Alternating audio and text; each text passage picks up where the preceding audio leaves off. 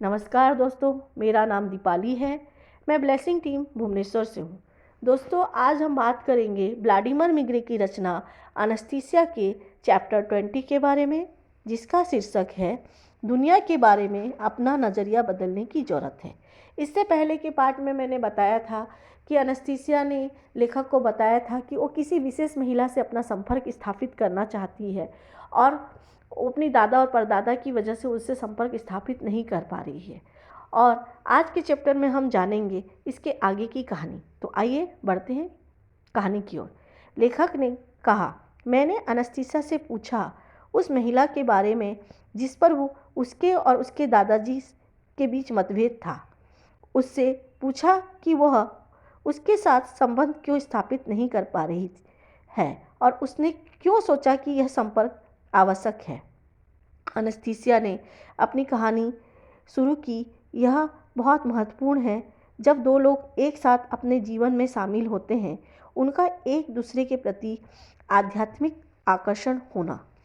लेकिन दुर्भाग्य से सब कुछ मूल रूप से भौतिकता, बाहरी आकर्षण और कामुकता से शुरू होता है। उदाहरण के लिए, आप एक सुंदर लड़की को देखते हैं और उसके साथ उसके करीब रहने की इच्छा करते हैं। आपने उस आदमी की आत्मा को नहीं देखा, सिर्फ भौतिकता, बाहरी सुंदरता और कामुकता के बस आपने रिश्ता बना लिया और अपने भाग्य को एक साथ जोड़ दिया। ऐसे रिश्ते जल्दी दूर हो जाते हैं या इसे किसी और को स्थानांतरित कर दिया जाता है। फिर लोगों को एक साथ क्या रखता है, यह मैं आपको आज बताऊंगी। एक ऐसी आत्मा को खोजने के लिए जिसके साथ कोई सच्चा सुख प्राप्त कर सकता है, यह सब जटिल नहीं है। हालांकि आपकी तकनीकी दुनिया बड़े पैमाने में इन सब बातों पे हस्तक्षेप करती है। मैंने जिस महिला तक पहुंचने की करने की कोशिश की है और कोशिश कर रहा हूँ, वह एक बड़े शहर में रहती है और नियमित रूप से दिन में किसी न किसी जगह या फिर एक ही जगह पर यात्रा करती है, शायद अपने काम की वजह से। रास्ते में वह एक ऐसे व्यक्ति से मिलती है जो उसको आत्मा के बहुत करीब है, जिसके साथ वह वास्तव में खुश हो रह सकती है। और महत्वपूर्ण बात है कि वह एक ऐसे बच्चे को जन्म दे सकते हैं जो दुनिया में अच्छाई और खुशियाँ लाने में सक्षम होगा, क्योंकि वे इस बच्चों को उसी आवेग के साथ पैदा करेंगे जैसा हमने किया था। लेकिन ऐसा कोई तरीका नहीं है जिससे यह पुरुष खुद को इस महिला को बता सके कि वह उससे प्यार करता है, और इन सब के लिए वह महिला आंशिक रूप से दोषी है। जरा सोचिए, उसके चेहरे की तरफ देखता है, यानी कि वह पुरुष उस महिला से आकर्षित होकर उसके चेहरे की ओर देखता है, और जब उससे मिलने की इच्छा करता है और उसे सोचता है कि मैं उससे बहुत प्यार करता हूँ, यह मेरी आंखों का तारा है, और दिल ही दिल उसे बहुत चाहने लगता है। लेकिन जैसे ही उस महिला को आभास होता है कि कोई उसकी ओर एकटक देख रहा है, किसी की निगाहें उसके ऊपर जमी हुई है, और वह तुरंत उठ जाती है, और इन आपाधापी में उसकी बाहरी शरीर का आकर्षण उभर कर सामने आ जाता है, और इस तरह वह आदमी के अंदर कामुकता उत्तेजित हो जाती है। लेकिन उन दोनों में ठीक तरह से जान पहचान स्थापित नहीं हो पाती, इसलिए वह आदमी दूसरी महिला के पास चला जाता है जिससे वह परिचित होता है, जिससे वह महसूस करता है कि वह अधिक सुलभ है। लेकिन उनका संबंध कामुकता और कामुक इच्छाओं पर बनती है। मैं उस महिला को सुझाव देना चाहती हूँ कि उसे क्या करना चाहिए, लेकिन मैं उसकी पुरानी अवधारणा यानी कि ओल्ड बिलीफ सिस्टम को ख़त्म करने के लिए सक्षम नहीं हूँ। उसके दिमाग में पल रहे नई जानकारियाँ के प्रति जागरूक नहीं है। वह अपने दिमाग में पल रहे नई जानकारियों के प्रति जागरूक नहीं है, क्योंकि वह अपने दैनिक जीवन के मुद्दों में लगातार व्यस्त है।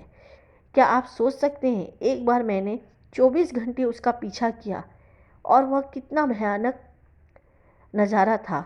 तब दादाजी ने मुझे इस बात के लिए बहुत लताड़ा कि दानचिक में पर्याप्त समय न देते हुए मैं इन सब फालतू की बातों में अपना नाक घुसेड़ने घुसेड़ रही हूँ जिसका मुझसे कोई संबंध नहीं है।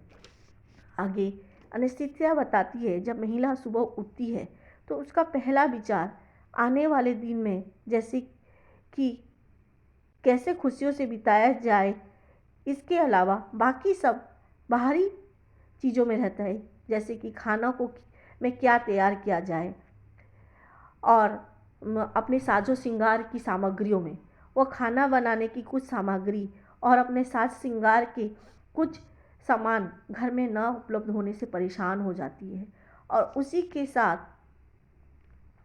वह अपना पूरा समय इस सब चीज़ में सोचने में बर्बाद कर देती है, इन सामग्रियों को कैसे लेकर आया जाए और पूरा समय इसे प्राप्त करने के लिए दौड़ती भागती रहती है और एक के बाद दूसरे वाहन को पकड़ने के लिए वह और अपने गंतव्य तक पहुंचने के लिए अपना पूरा समय लगा देती है और इस तरह वह फालतू के और बकवास विचारों से परिपूर्ण रहती है।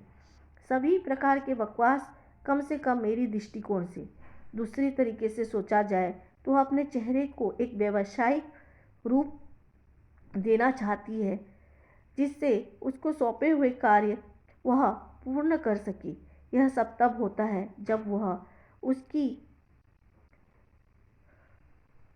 परिचित मित्र के बारे में सोच रही होती है, जो उससे बहुत ज़्यादा सुंदर होती है और उसको अपने आप पर गुस्सा आता है। साथ ही वो अपने आसपास चल रही बातों को भी सुन रही होती है। और क्या आप कल्पना कर सकते हैं, यह सब बातें घड़ी की सुइयों की तरह दिन प्रतिदिन उसके दिमाग में चलती रहती हैं और हर पल उसके दिमाग द्वारा दोहराई जाती है। घर के रास्ते में जब लोगों से उसका आमना सामना होता है तब वो अपने आप को बहुत खुश मिजाज औरत की तरह पेश करती है, लेकिन उसका दिमाग हर समय समस्याओं से घिरा रहता है, या अपने साजो श्रृंगार या दुकान के बाहर छलकते हुए कपड़ों को देखने में उसका दिमाग हमेशा बाहरी और भौतिक चीज़ों के आकर्षण पर लगे हुए रहता है। वह इन सभी वस्तु को ही प्राथमिकता देती है। यह सब बाहरी आकर्षण की वस्तुओं से उसे लगता है कि उसकी बाहरी सुंदरता आकर्षक तरीके से उजागर होगी और कोई चमत्कार होगा। यह बातें एक समस्या की तरह उसके दिमाग में घूमती रहती है और यह बातें इतनी हद तक उसकी दिनचर्या को प्रभावित करती है कि वह जब वो टेलीविज़न देख रही हो, भोजन तैयार कर रही हो या आराम कर रही हो, तब भी वो अपनी इन दैनिक चिंताओं में घिरी हुई रहती है और समस्याएं उसके सामने गलत तरीके से उभर कर आते हैं। अगर यह वो इन सब बातों से और विचारों से तब दूर हो सकती है जब एनेस्थीसिया ऐसा कह ही रही थी, लेखक ने उनको बीच में रोक दिया और कहा, रुको एनेस्थीसिया, आप मुझे समझाएं, आप उसे उन बाहरी कपड़ों और बाहरी रूप और आकर्षण के अलावा किस विशेष रूप में देखना चाहते हैं और मुझे बताएं उसे क्या सोचना चाहिए जब वह आदमी उसके साथ हो। उसे यह बात उस आदमी को किस तरीके से बताना चाहिए कि उसे उससे प्यार है। एनेस्थीसिया ने मुझे बड़ी सूक्ष्मता से समझाया, लेकिन मैं यहाँ केवल उन्हीं बातों का उल्लेख करूँगा जिसे मैं सबसे महत्वपूर्ण बिंदु मानता हूँ। एनेस्थीसिया ने बताया, उसकी पोशाक घुटने से नीचे तक आनी चाहिए, वह हरे रंग की होनी चाहिए, जिसकी बाहें और कॉलर सफ़ेद होना चाहिए।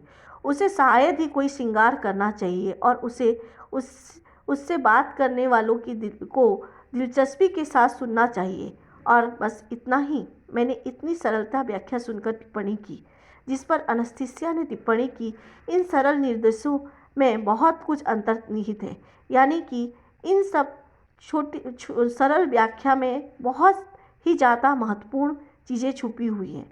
इन सब बदलावों के साथ साथ यानी कि अपने साजो श्रृंगार और पोशाक और अपने नज़रियों में बदलाव के साथ साथ उसे दुनिया के भी प्रति अपने दृष्टिकोण को बदलना होगा। अब तक के लिए इतना ही दोस्तों, नमस्कार।